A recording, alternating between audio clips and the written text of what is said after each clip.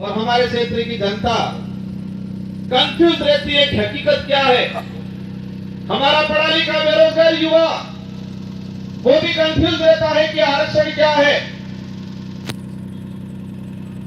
और दुख की बात यह है कि हमारे पाठ्यक्रम में बेमतलब की चीजें डाली जा रही है। अगर देश के अंदर आरक्षण को लेकर जो चल रहा है, कुछ लोग कहते हैं भ्रमित किया जा रहा है। देश के आरक्षित वर्ग को, युवाओं को अगर क्लियर करना चाहिए था तो संविधान के अंदर जो आरक्षण व्यवस्था रखी गई है उसको हमारे पाठ्यक्रम में लागू कर दिया होता तो आज हर युवा को पता होता कि मेरा रिजर्वेशन संविधान के अंदर इतना है, शेड्यूल एरिया में इतना है, नॉन शेड्यूल एरिया में इतना है। लेकिन होता क्या है, वो आरक्षित वर्ग का युवा आरक्षण को जान जाएगा, समझ जाएगा, संविधान में प्रावधान क्या है ये समझ जाएगा, तो वो सवाल खड़ा करेगा उन राष्ट्रीय पार्टियों से, उन नेताओं से जो आते हैं कहते हैं कि राम के नाम से वोट देना। कहते कि नहीं कहते हैं? इन लोगों ने कभी ये नहीं कहा कि बेरोजगारी खत्म करेंगे, बेरोजगारी खत्म करने के नाम से वोट देना, ये बोला उन्होंने। इस क्षेत्र में शिक्षा में गिरावट हो रही है, शिक्षा के क्षेत्र में हम काम करेंगे, इसके नाम से वोट देना, ये नहीं बोला। और इस देश का दुर्भाग्य है कि इस देश में ऐसे नेता पैदा हुए हैं जो खुद के समाज का तो भला नहीं किया, लेकिन जिस पार्टी का खाया, जिस पार्टी में पद प्राप्त किए, उच्च ओहदे पे गए, उस पार्टी के भी नहीं हुए। जिस पार्टी के अंदर गए हैं उनको कहना चाह रहा हूं कि जो व्यक्ति उनके समाज का नहीं हुआ, जो व्यक्ति उसकी पार्टी का नहीं हुआ, वो तुम्हारा कतई नहीं हो सकता है। और इस क्षेत्र में देखा मैंने हमारे चंद्र वर्ग के भाइयों को जाके ये भड़काते हैं, कहते हैं कि तुम चिंता मत करना, मैं तुम्हारे साथ हूं, ही बोलते हैं। तो हमारे उन भाइयों को भी कहना चाहूंगा जो खुद के समाज का नहीं हो सकता है वो आपका कभी नहीं हो सकता है। ये विचारधारा सच्चाई को लेकर लड़ रहे हैं। ये विचारधारा हम कहते हैं हम आदिवासी समाज में पैदा हुए हैं, मेरा पहला फर्ज बनता है कि मैं मेरे परिवार के लिए, मेरे समाज के लिए बात रखूं। साथ ही क्षेत्र के अंदर हमारे एसटी समुदाय के भाई हैं, माइनॉरिटी समुदाय के भाई हैं, इसके अलावा किसी भी वर्ग का गरीब भाई है, उसकी कोई भी बात होगी, कोई भी समस्या होगी, उसका निराकरण करेंगे हम लोग। और ये देख सकते हो हमारे 84 क्षेत्र के अंदर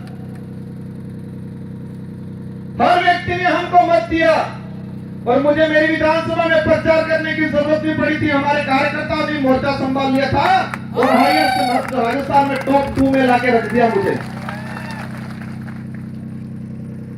आरक्षण व्यवस्था को लेकर कुछ आंकड़ा मैंने क्लियर किया है, अलग अलग डिपार्टमेंट की भर्तियों का, लेकिन इस मंच के सामने ही हमारे खाकी वर्दी वाले भाई दिख रहे हैं, इसलिए मैं उनके डिपार्टमेंट का कुछ आंकड़ा बता दूंगा।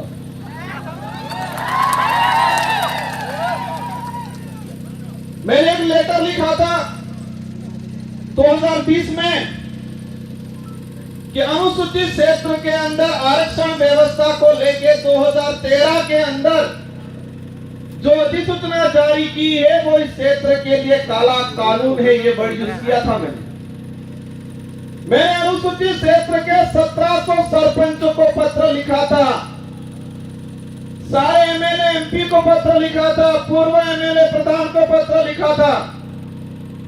मैंने 2000 के करीब लेटर लिखे थे और उस लेटर में हेडिंग लिखी थी कि 2013 की अधिसूचना आदिवासी समुदाय के लिए काला कानून है, ये वर्ड यूज किया था मैंने।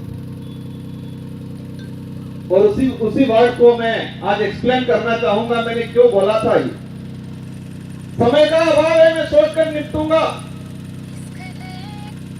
हमारे साथ जो अन्याय हुआ है, हमारे साथ जो धोखा हुआ है, हमारे युवाओं के साथ, युवाओं की भावनाओं के साथ खिलवाड़ हुआ है, वो सभी गांठ बांध के रखना है। वो गुस्सा अंदर समाहित करके रखना है। और जब लोकतंत्र में एक अवसर आता है हर 5 साल में, उस दिन ये बदला एक साथ लेना है और उनका रगड़ा निकालना है। 2013 की अधिसूचना हुई पुलिस डिपार्टमेंट की भर्ती 2013, 2016 और 2018। 3 भर्तियों के अंदर 2312 कुल पद आए। मैं ये आज इसलिए कहना चाह रहा हूं कि इन्हीं कमल कांग्रेस के नेताओं ने, और मुख्य रूप से 2013 में जो मंत्री थे, वर्तमान विधायक थे, जो ईडी के डर से आज भाजपा में चले गए, उनके ही कर कमलों से ये लागू किया गया। अब इसमें क्या है प्रावधान? इन 3 भर्तियों की बात करें, कांस्टेबल भर्ती 2312 कुल पद आए। प्रावधान ये किया गया 45% एसटी को, 5% एससी को और 50% ओपन कैटेगरी को दे दिया जाएगा। मतलब ओपन कैटेगरी में कोई भी जा सकता है, एससी का व्यक्ति जा सकता है, एसटी का व्यक्ति जा सकता है। ये बात बोली उन लोगों ने, लेकिन आंकड़ा क्या आता है? मैं और ओवर की बात करूं, एसटी को मिले 828, 2312 में से एसटी को मिले 828